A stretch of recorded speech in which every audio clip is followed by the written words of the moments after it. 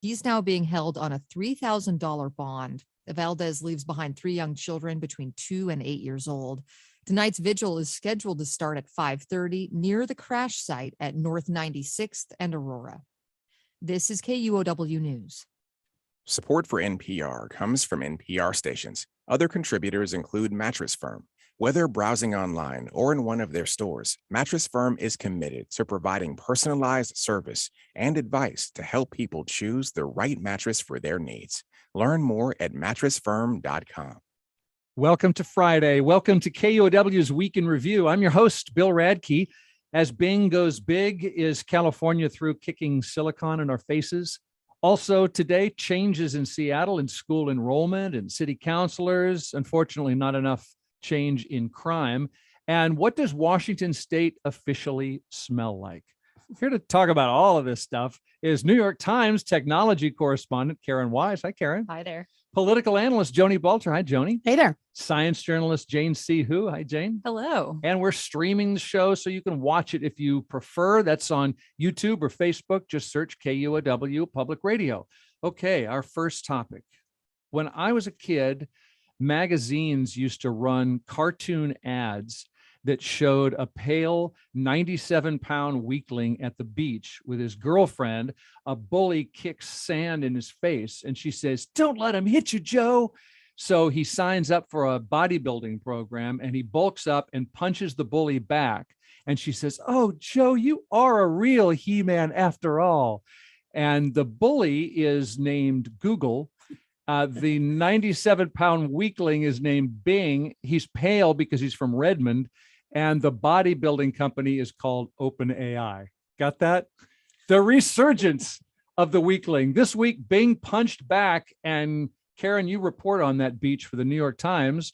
Some of our listeners have not followed this closely. So will you first just tell us what's OpenAI? What does they do? What do they do that is special enough for Microsoft to give it $13 billion and an unveiling? Yeah. OpenAI, it started as a nonprofit, is now a kind of confusingly formed for-profit startup that is doing what's called generative AI through large language models, which is a mouthful, but it's basically trying to consume huge amounts of data of written word and images and other types of core information and process them and look for patterns. And what's so unique about it is the vast scope of what it's looking at and trying to find patterns in. And then you're seeing with ChatGPT, which came out in the fall, and now this new Bing can spit out new generative answers. So it can create new answers based on what it's read. It's not just pulling individual kind of facts out from the past.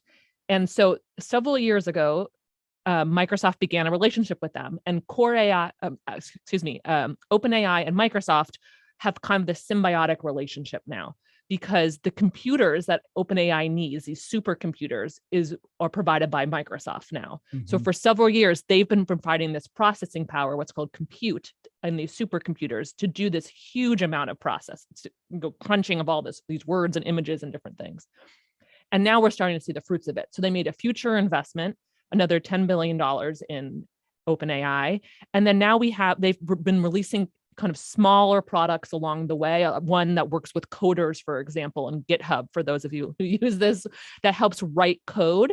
And now that you are seeing this big launch in a consumer way with Bing. Search is the Satya Nadella CEO comes in. This is the number one consumer software category. It's a huge market, and Bing has this tiny market share. And so they kind of are using that as a way to experiment in a way that could be harder if you were even bigger. A 97-pound weakling market share, in fact. For example. Okay, I want to hear what Jane and Joni want to know. My first question is, how is this leaps and bounds beyond what Google does? So Google, very quickly spits out a whole bunch of links to a bunch of different answers. So this AI, picks one, merges it all into one possible answer? Why is that such a boffo application? So the way Google and kind of the normal Bing work is when you put in a set of questions or words in it to search for, it just spits back a bunch of links, and they try to find the most useful links. But you'll say, what are the symptoms of a cold? And it'll spit back a bunch of links that say, what are the symptoms of a cold? And you have to find the other ones. Right. With this now, it gives you something closer to answers. And in this case, answers with hyperlinks to the pages if you want to dig in more. So if you would say, if you right now, you could say, I've got a runny nose, sore throat, and itchy head. What might I have? And it instead will spit back, these are the 4 most likely things you have. I haven't run this example, but that's the type of query you could do. Or what's a great itinerary to go to Mexico for 3 days in winter? The other day, I'm going on vacation soon. So I said, what is the water temperature? Or is it comfortable to swim on this beach right now in Mexico? And it said, well, the current water temperature is 80 degrees. And that's typically a warm comfortable temperature for swimming. So it kind of takes different information, mashes it together and gives you an answer. And it looks very different too. Okay. As someone who generally thinks that there's never just one answer to a question, that sort of disturbs me. But Joni, you look like you want to go next. Well, you all know the old joke, right? Why can't Bono get off of Bing? Do you want to sing with me? Because he still can't find what he's looking for. Okay. So it's good to know that Bing is, coming back perhaps. And it does feel like it's going to be more simple to use, more sort of hands-free. It sounds like other users have hands-free, meaning because they have a great speech recognition component. Because all you have to do is hit the microphone button and it speaks with you. I guess you have to touch that. But let's say you say to this, as I understand it from somebody who used it, you speak to it and you say, can you give me a really good recipe for fettuccine? And it supposedly gives you the recipe for fettuccine and where to buy the ingredients, which is, that's pretty useful. That how will far make beyond Google... Alexa is this? Alexa picks one answer. It's I wouldn't focus too much on the voice component. They actually didn't demo that. That might be if they talked about that something in the future, but it's really more about pulling from different parts. So Alexa, so in this case, you would say, what's a great meal plan for a vegetarian family for 4? And it would say, you could have these meals on these different days. Okay, can you write me a shopping list for that by aisle or by category? And then it will literally just spit out a shopping list of, fresh produce, milk aisle. And it also knows where you shop, because you couldn't have aisle if it was. It wasn't by aisle, but by category. Okay. Yeah. But, or, one example they did was, does this particular IKEA cabinet fit in the back of like a 19 whatever Subaru Forester? So I heard about that on NPR, which is a search I have personally done precisely as an IKEA shopper. That's good. So it kind of can take information from different places and mash it together. There are definitely holes. For example, in this IKEA one, it said, I can't say for sure, but it pulls together different information you might need, which is the dimension of this bookcase and the dimension of the trunk of a Subaru 19 whatever Forester. See, that sounds super useful to me, and I would be happy to use it for that. I guess the thing that worries me is thinking about how much search results already kind of constrain what people are finding on the internet, and thinking about, if you're like going on vacation and you're asking the best places to go, are we going to have people going to like the 4 same places? I mean, in a lot of cases, yeah, that's already happening, but it just feels like a good way to recommend a lot of sameness to people. And the other thing is, I'm curious what it does with the misinformation, because, if you're talking about how big a Subaru Outback trunk is and how big the object you're trying to fit in it, that feels like a very finite answer. But I can see a lot of things falling in that gray area where it's complicated, and I don't know how well an AI at this point could really put together a package of information. Those are 2 great questions. There's the first one was like, think of the power of being one of the few or the one that gets recommended. Did you have any response? Yeah, to that? no, I think it's unclear what this is going to do to like the whole ecosystem of the internet, because there are all these publishers out there that make websites that depend on links from search engines. And so if you get fewer links, in some sense, the argument Microsoft is making is you'll get better links. You'll get more. They say 40% of people search something, and then immediately when they click on a link, go back to the search page, which is saying, that's not what I want. Mm-hmm. So they're trying to reduce that and kind of get you closer to the links you want, but you're going to link out less. Like it's going to give you more answers in the feed by design. Mm-hmm. And so I don't have my head around yet how that's going to transform a huge industry of people that produce content in the world. Yeah. And then Jane's second good question was, there's a bunch of wrong stuff on the internet. wrong, you could say wrong factually. We can get into wrong morally, socially, ethically. What about misinformation? Huge question.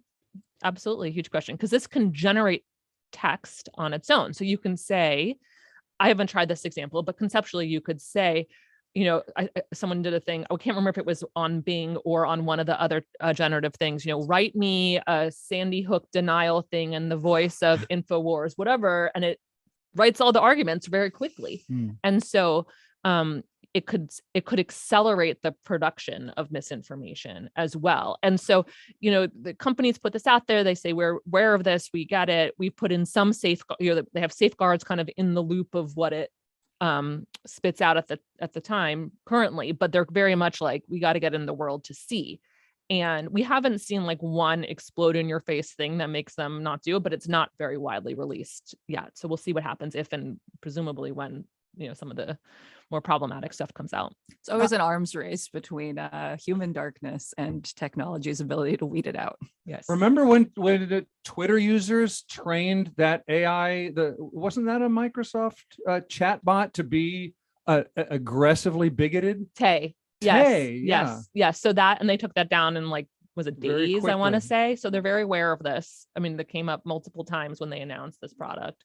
So I'm just thinking in terms of, Microsoft over the many years and some of the mistakes they've made. They've done some big, fabulous stuff, but some of the mistakes over the years. And Bing was really one of the big mistakes because it never really achieved what they had hoped, along with their antitrust problems, and they never really hit with the right telephone. And so how big a deal is this for Microsoft? They're 13 billion in, as we know. So that's betting the bank a little bit.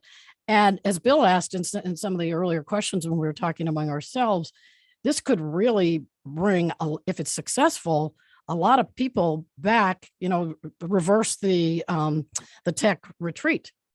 Do you believe that? Yeah. I mean, I will say tonally, when they launched this, there was a swagger that you haven't heard from them in a very long time, because they are now on the forefront of something. And where, Bing is the number 2 search engine. Azure is which is their cloud computing product, kind of the core of their business now. Very successful, but number 2 to AWS, Amazon's cloud computing. So you see them at the forefront of something that can be both consumer based like Bing is, but they're already pushing these tools into their many, many, many business applications that they already have out. So like they launched a tool for salespeople that will take your customer database of your sales interactions and help write emails from a salesperson to the person that you're selling to. And they say you can, write twice as many emails in a day. So I hope I don't get twice as many emails in a day. This is not good That news. sounds Anna. bad. I don't want that. That's not going to go for well. me, but not for me. I have a friend who's an architect who said this is the end of market research firms because this is your market research firm. That may be hyperbole, but and then just multiply that. What else? What other sectors, if that's true, could this just decimate? I mean, we'll say they are literally going like product by product. And I was told to expect announcements like every week of different features of these products being pushed into all of these different products, software programs that people use every day. You'll see it in Office products. You'll see it in Dynamics 365. You'll see it for the coders. You'll see it in all these little products that a lot of people use every day in their job. And, some will get adopted more than others, and some will work or actually have better function than others. For a long time, it felt like, AI, those robots, they'll be here someday. Now it feels like they're here in a big way. That's interesting about this kind of new phase of what's called generative AI is that it has a very general purpose because it's trained on such a wide breadth of data. So before you used to have to train individual little models for salespeople in this industry versus that for whatever. And now they can kind of point whatever they want at this really kind of one broad model. It's more expensive to run. So that is a big open question. Like one of the executives I spoke with said software might become more expensive because it's going to be doing more things. So there's like just a lot of shifting going on. And it's still clearly very early, but it's kind of remarkable how much has happened with the release of what's called, GPT-3, GPT 3.5, which is the ChatGPT people started playing around with in the fall, and then what is expected to be GPT 4, which is, they didn't say it, but what is presumed to be the underlying model that Bing is based on, the new Bing. We're going to move on, but little questions I have. Will Bing stay free like Google? Do we know? They said yes, and they're pursuing an ad-supported model, and you can already see that in some of the links and stuff. But ChatGPT has launched a paid version too, so it's not to say there might not be. I don't know. They've said yes though. Yeah. Did I read, and maybe it was in your reporting in the New York Times, that OpenAI was initially funded in part by Amazon Web Services? Maybe it wasn't your story. I don't know that fact. I know that it had a bunch of like tech luminaries, like Elon Musk was involved initially and things like that. And it has a very complicated structure that I frankly don't totally understand. It has like profits will eventually be capped and put into a nonprofit somehow. I don't totally understand it, so I'm a little hesitant to say more. This is another college dropout. I won't say genius. I don't know, but Altman, right? Just Stanford dropout, big in nuclear power. He's on chairman of the board in nuclear power, and so capping profits, putting him to a nonprofit. Is that going to be up to him? He's going to be one of these, another interesting, what does he care about type of, like Bill Gates type of guys. Yes. This is Sam Altman, who runs OpenAI. And it's kind of remarkable. It's a pretty small startup. They have, I think, a couple hundred people, if I'm not mistaken. And they've kind of, you just created this huge change basically pretty quickly. Again, with this Microsoft supercomputers that they kind of built for them. But yeah, he's someone to watch. Okay. Have we exhausted it for now? We were talking. More frightened, but okay. Well, we had an idea, because later in the show, and I'll tell you why, we're going to discuss what should be the official aroma of Washington State. And so you were saying, well, I might get an answer to that. And so, because you've got the fancy version, I don't have that, but you've got whatever they've released for the early Bing adopters. You've got that search function. So what comes up if I say Washington? If you do the search on Google, it has a bunch of links that say, what is the aroma of Washington State? And then you have to click into those links. But according to new Bing, it is evergreen trees, chocolates and mushrooms, rotten eggs, cannabis, and saltwater. Quote, Washington State has a rich and varied smellscape that reflects its natural and human-made features. Okay, I think this is so exemplary of what ChatGPT does, right? So one, there's the opacity of where did rotten eggs come from? And two, that sentence at the end, it makes sense. It's like a coherent sentence, but it's not really saying anything. And I feel like ChatGPT is so good at that. It spits out these sentences that just are kind of filler. Like it kind of feels like a high schooler's essay where they're like, I got to get to the 800 word limit or whatever. Yeah, totally. Absolutely. Bill wrote me an email once pretending he was ChatGPT. And I read it straight at first. It's like, I'm busy, I'm reading your note. And then I went back and I went, oh, I get it. So then I wrote him back a lesser version of it. But as you read it, it does expand on like your title. And then that's 2 lines. And it just goes on too long without saying enough, what feels like enough. Yeah, I will say these do have links out. So the rotten egg, I can hyperlink to the aroma of Tacoma. Oh man, you took one of mine. Hydrogen sulfide from the Washington State Department of Health. So actually it is a lot easier. They're trying to add some transparency, but sometimes they just link out to those kind of like junk sites anyways, where you got to go in and in. It's not actually rotten eggs, but it does smell like that. All right, well, let's pause and take a break. That's our top story this week on KUOW's Week in Review. Karen Weise from the New York Times, technology correspondent, they're leading the way. Thank you, Karen. Let's take a break, and we've got Jane C. Hu and Joni Balter. I'm Bill Radke. We'll be right back.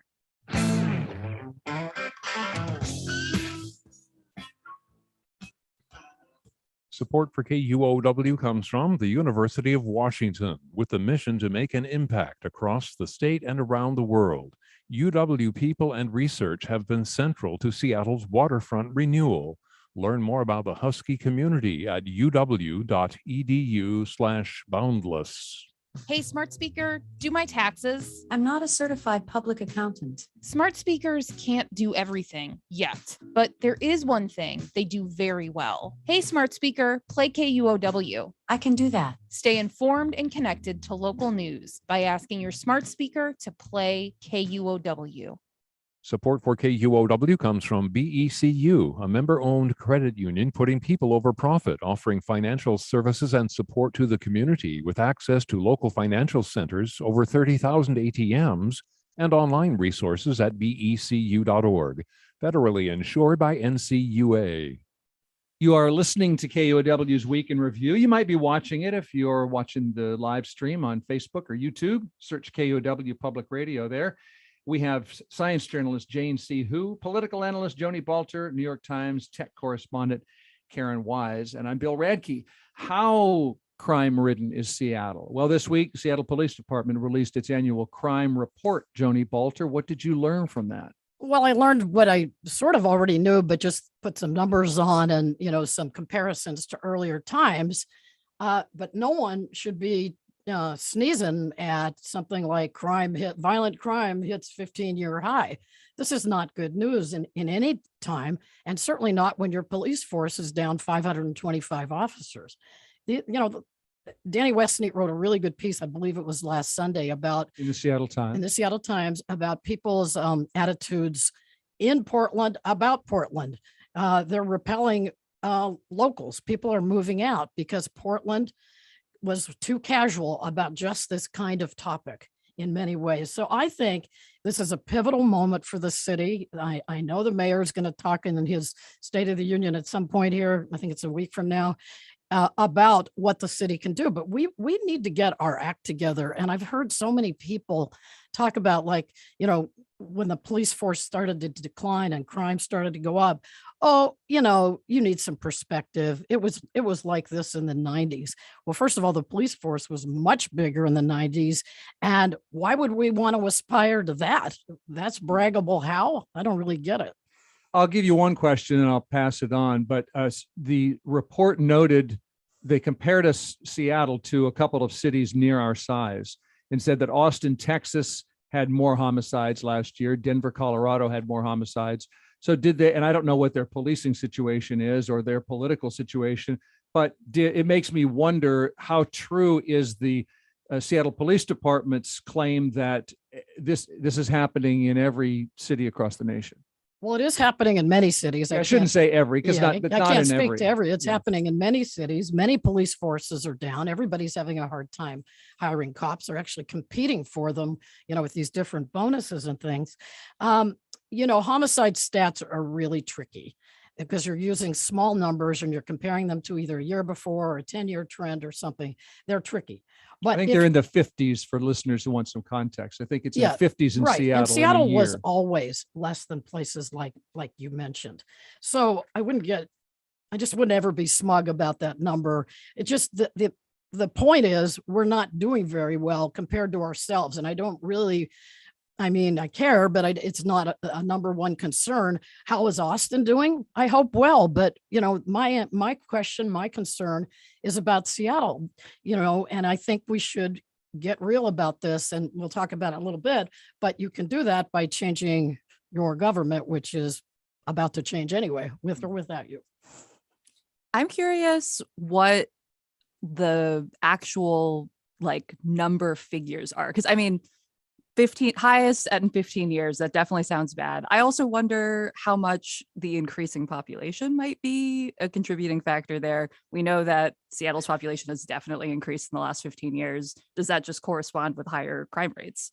Well, I know what you're referring to. So a lot of people said, well, it was only a 1% increase if you bring in the population, if you calculate that way. It was a 4% increase. But whenever I see a trend that's talking about 15 years and we're on the wrong end of it, I don't think we should be patting ourselves on the back for that. I think we should be taking action to make improvements. And, of course, the city is trying to do that. They are trying to add police officers.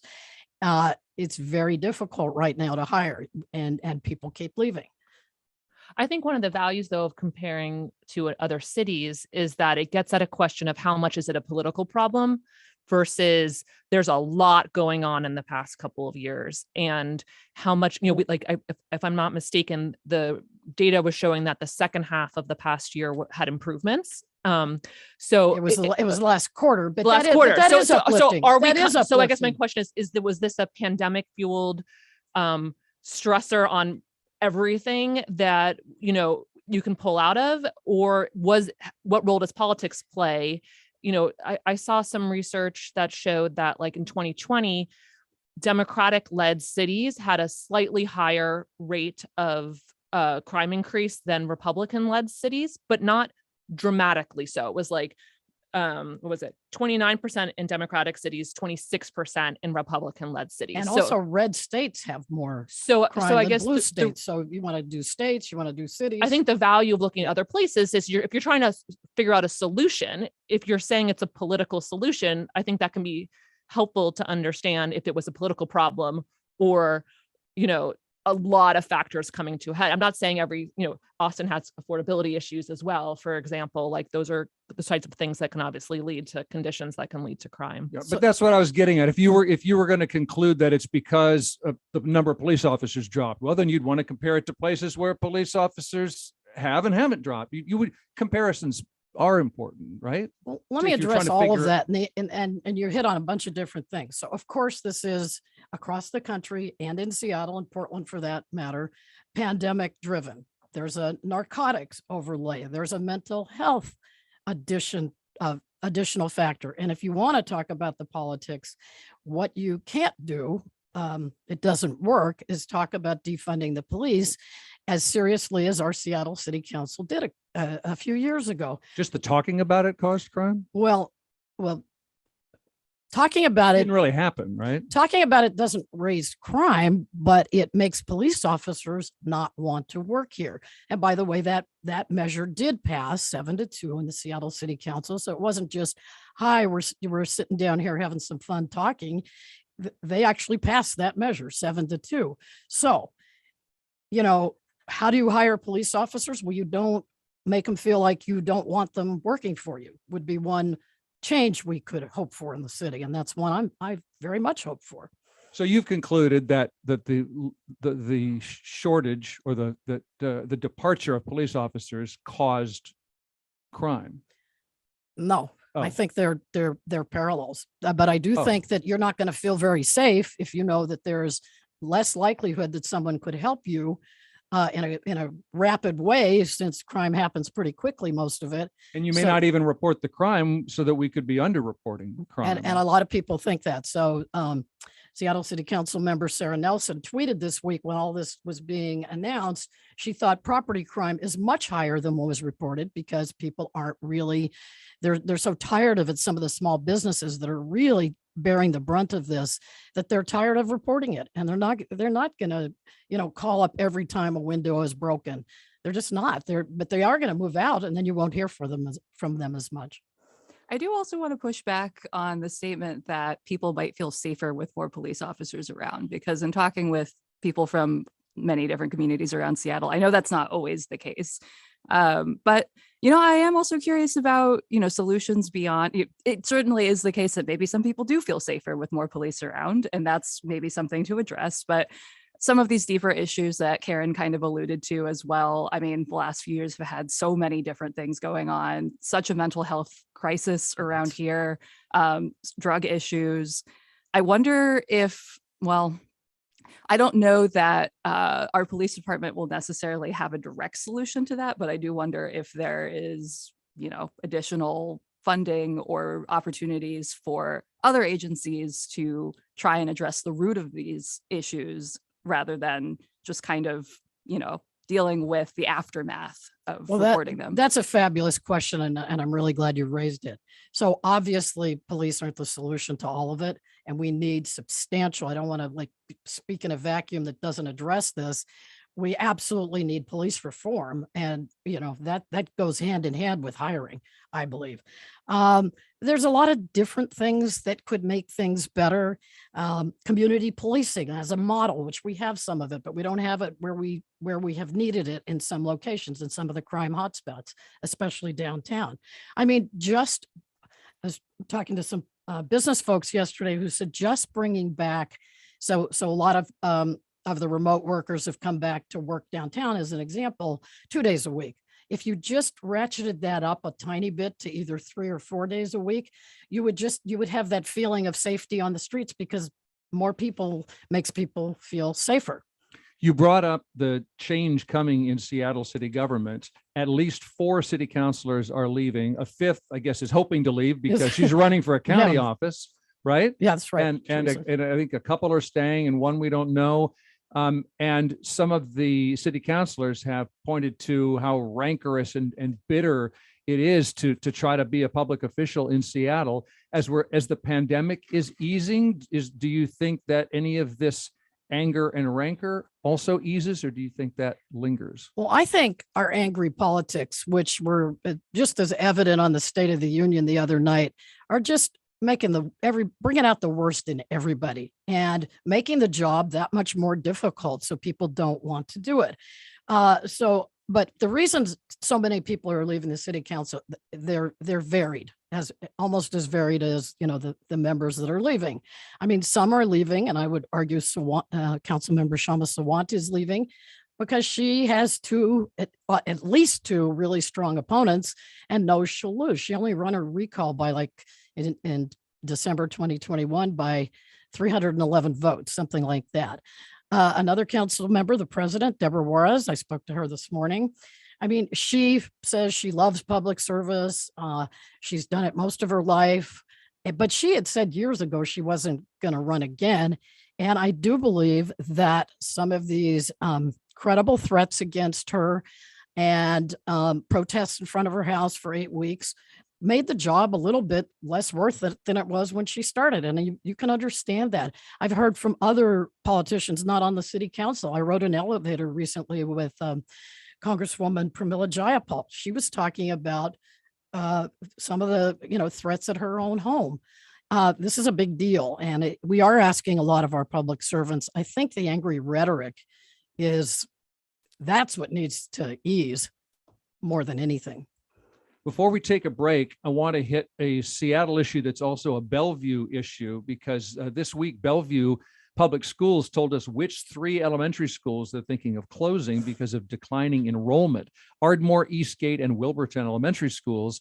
Seattle's considering closing schools. Karen, do we know why kids are leaving our public schools? Not fully, it seems like. It seems like there's a bit of a mix of things. There's the pandemic, and so you had the Seattle schools, public schools were later to reopen. And so you had families move to private schools where they could have in-person learning, and some have stuck. I know some families who have stayed. I know of some families who have returned to public schools. There is demographic change of just broadly families having fewer kids. And then nationally and in cities in particular, in part because another thing, they're very expensive. Right. So there seems to be a confluence of factors, but there's no doubt that the pandemic kind of accelerated whatever demographic change. I mean, the degree to which it changed quickly is not how demographics typically change things. So there was clearly an accelerant there, which I suspect affected both, just like, again, the classroom education, the wanting private schools or homeschooling, or and housing. Housing obviously got a lot more expensive in the pandemic. Yeah. So the decline in enrollment is particular in elementary schools, and our listeners need to know that school districts get money from the state based on the number of students enrolled. So fewer students, less money. I got more questions, but any other questions or observations?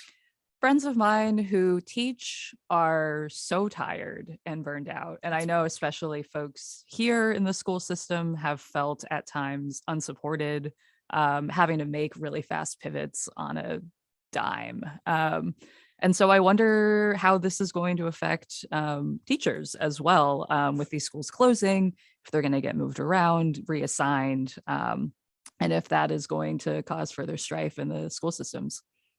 Yeah, I saw some reference that a lot of the growth in the district's headcount had been in administrative staff. And so I would assume that would get pared down some, but if you just have fewer kids at some point, you need fewer teachers eventually. Though I have a kindergartner. It's my first experience in the public school system. And I actually think having not overflowing school, but a more full school could actually make it easier in some sense, because there's clearly resources that get shared when you have that. And I just can imagine if you have a half full school, just not having those types of help. You wouldn't have a PTA who could supplement. You wouldn't have the music teacher come by once a week, because they have to go to bigger schools and do twice a week there, whatever it may be. I could just imagine like some of the support structure. We have our school, it's like a care coordinator for kids that need additional services, like food and stuff like that. So that sort of thing. I don't see how you have that if you have reduced capacity. And I can imagine more of that burden coming on teachers, but I have not, but I'm sure also I know I spoke to a teacher yesterday about this, the uncertainty about, is your school gonna be closed, seemed very unfun. And unfun for a lot of parents who lined up to complain. I just hope some of the consolidations are flexible because, these things ebb and flow. The pandemic is the thing I would blame the most because it changed so much of people's behavior and their expectations. They founded home schools, they co-ops, private stuff. And, also some of the sort of reductions in learning in the Seattle public schools due to programs being cut or more teacher training days. I mean, it just sort of gets on parents and they vote with their feet.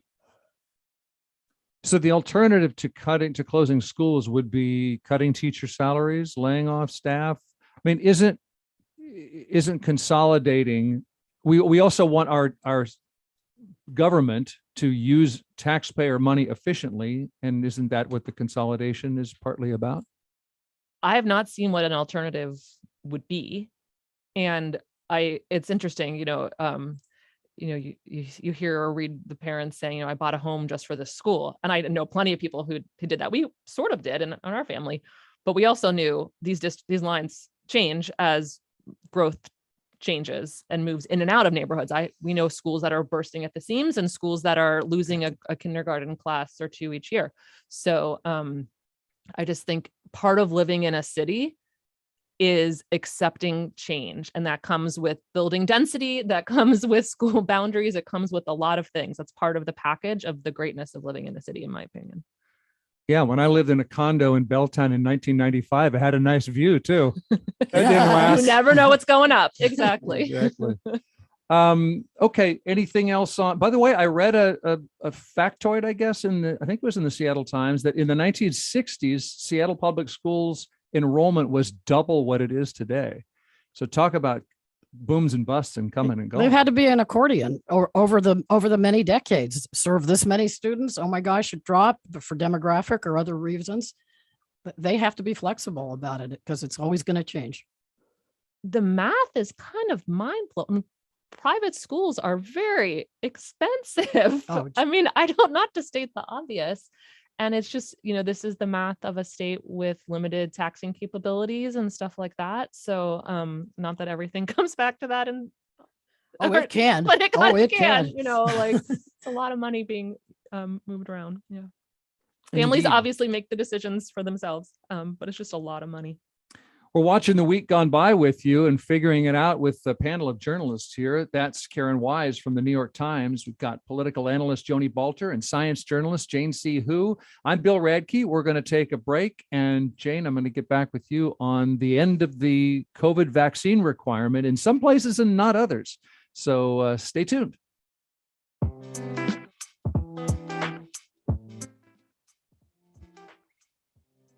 Support for KUOW's car donation program comes from local Kia dealers.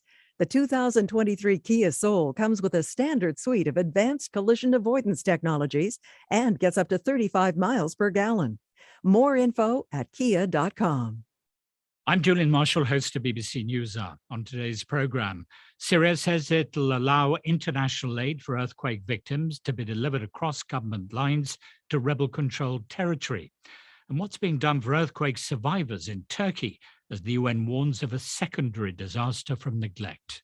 Those stories and a whole lot more today on BBC NewsHour. It begins right after Week in Review this afternoon at 1. Support for KUOW comes from Longhouse Memory Care, providing full care households for seniors with dementia and other chronic conditions. Longhouse believes that humans thrive in smaller environments.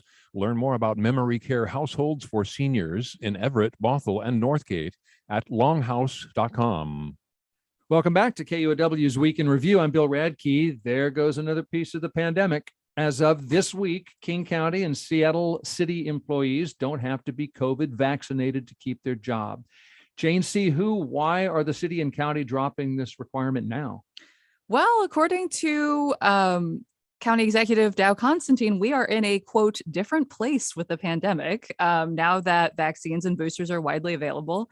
Keep in mind that state requirements are still in place. But for me, this just feels like it signals a moment where our government in general might just be reevaluating their COVID requirements and policies.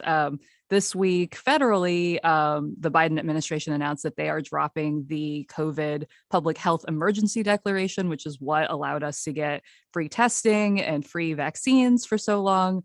That's ending on May 11th. So they're giving us a little bit of warning before that just happens. But I mean, I think it's been 3 years since the initial cases here. Just was talking about that with some friends over dinner the other night, that it feels like a lifetime ago, but also not that long ago. I think that people are feeling ready to move on. Of course, there are still many cases, but I agree in some cases with Constantine that it feels like we are in a different place in both in terms of numbers and in terms of resources available. We have boosters. We have some kinds of treatment, not a lot beyond Paxlovid, but the winter has not turned out to have crushed our hospital system with COVID patients. So some people lost their jobs, Jane, over their refusal to comply with this vaccine requirement. Will they now be reinstated?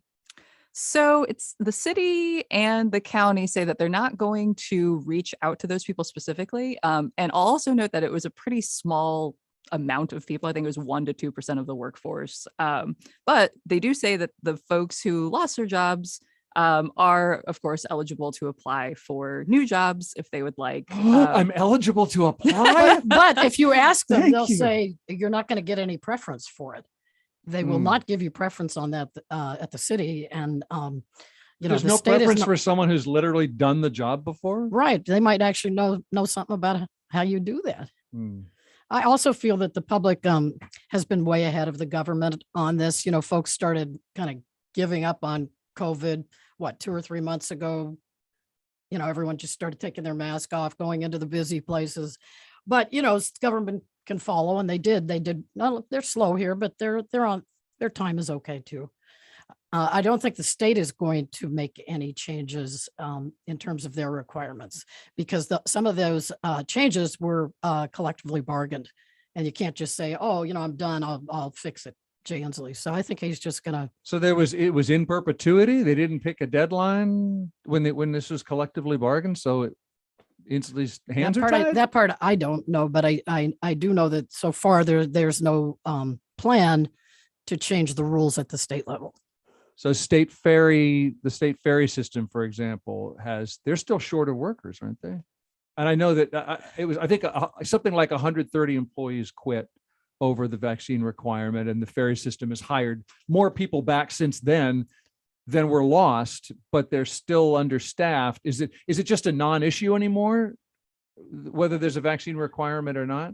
It's a problem for someone who would like a job staffing and problem. doesn't want a vaccine, not a problem for higher state agencies anymore. I think it's a staff. There's so many, you go everywhere and people say we were just short staffed.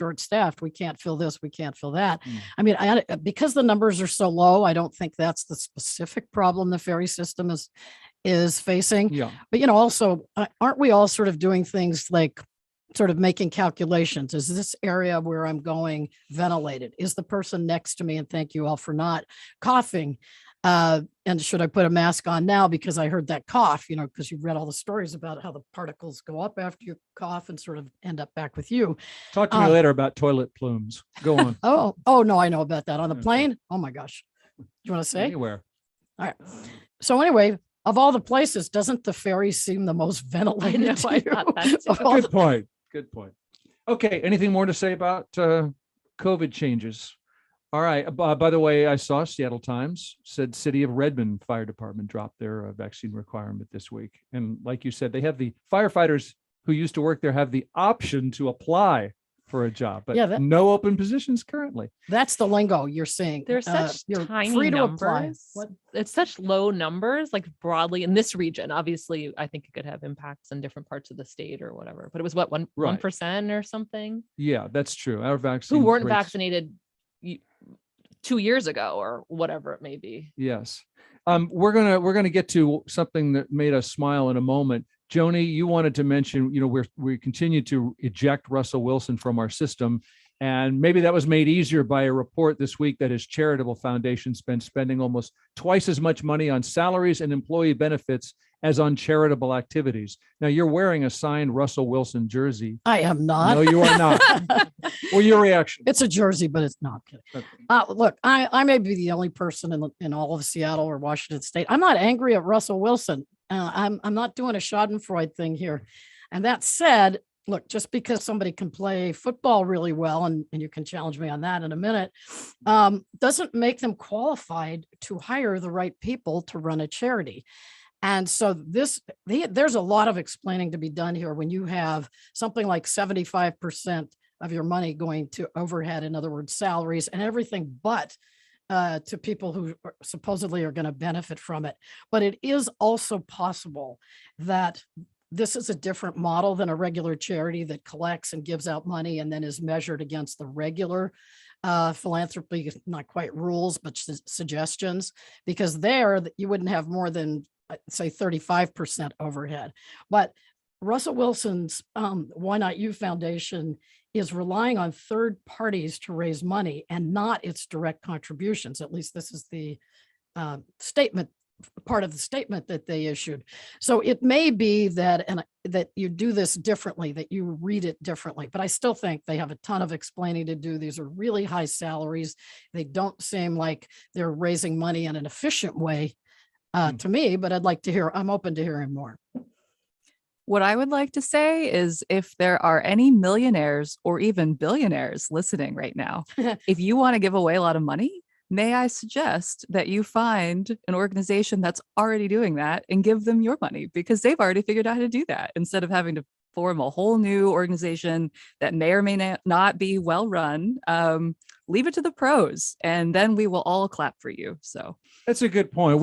Go to Charity Navigator and find who's doing this very, very well. I realize you're a Russell Wilson fan, but you don't have to reinvent the wheel. Is that the idea? I am actually pretty agnostic about football and Russell Wilson in general, which I'm almost a little bit afraid to say over the radio because now I'm on record about it. But yeah, I mean you personally, but someone who's yes. If you're doing this because you're a fan, how about doing it well, because there are success stories? I think that is one thing Mackenzie Scott did well. Right. I know some people who work for organizations that received some money out of that. They did not realize it was coming, but it seemed like she and her people really did their research about what they thought, where good work was happening. And I think that seems like a reasonable model. Yeah.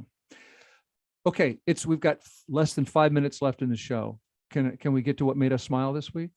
I'll start. If a bill in the New Mexico state legislature passes, green chilies roasting in the fall will be New Mexico's official state aroma. Green chilies roasting in the fall. I had never considered this before, and it made me wonder, what does our state smell? Well, if you had asked it as aroma, I could have said Tacoma. But since you didn't ask it that way, I'll say coffee. Because you can sometimes smell it from Idaho and Oregon. That's got to be one of the most popular smells in the world. Like California has lemons, we've got coffee and cedar. We've got two of the most good smelling things there are. You also have that funk of the vaguely pot in the air. That was the first thing that came to mind, though perhaps more of a Seattle smell. Yes, the pot funk, very good. And you actually, for those who weren't listening earlier, you looked this up on Bing's fancy new search engine, and that was one of the options. Cannabis, especially the indoor and outdoor grow operations that produce the plant for recreational and medical use, according to AI. Thanks, AI. Well, mine were petrichor, which is the smell of rain after it's just fallen. Say that Oh, again. that's a good one. Petrichor. Petrichor is the Wow. smell of new And- fallen rain. And a $27 word there too. This is less highbrow. The smell of boiling wort near local breweries, especially if you're riding around Fremont Ballard area. Often that is what hits me when I'm on my bike. Wow, there's a state slogan. Come to Washington and smell our boiling wort. If I were dating, that would be on my profile. Okay, we've got, you know what popped into mind? I thought of cedar, which people put in there. Did they put that in their drawers and closets because of the smell or because it absorbs moisture, or both? I think both, and then it apparently repels moths. Oh, okay. That's why I was. Does anyone else had? I think I once had a Starbucks juniper latte. So that would be combining. It's juniper syrup and it's got pine, not cedar, but pine. And I mean, was it citrus. drinkable or no? Yeah, it was fine. You know, I mean, they know what they're doing. They're not going to. It's. It was you know, sweet. It's sweet. Yeah, pine, citrus, pine, sugar, or something like that. Hops is a Washington smell. Sawdust. Jet fuel. You were saying Ode to razor clam. Ode to razor clam. Yeah, that's what I thought the rotten egg thing was going to be. No, that's the Tacoma. I was thinking the rotting seaweed on the beach could be our smell, I would which say- again was a good state slogan. Yeah. I did a story once. I spent a bunch of time in northeastern Washington, and there was a lot of cattle smell. Oh I yeah, would say a lot. the stockyards of Oregon. Yes. Yeah, I grew up in Nebraska where they definitely would claim that smell. Salmon, who doesn't like the smell of salmon? Tear gas, clearly. Oh, Too soon. Washington, we smell like Bill Gates.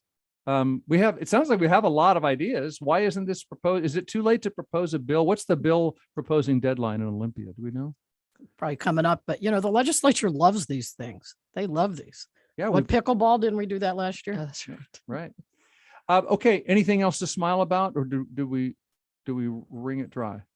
I got one. Yeah. So maybe you all have heard that Boys in the Boat is being turned I did into a hear. movie directed by George Clooney.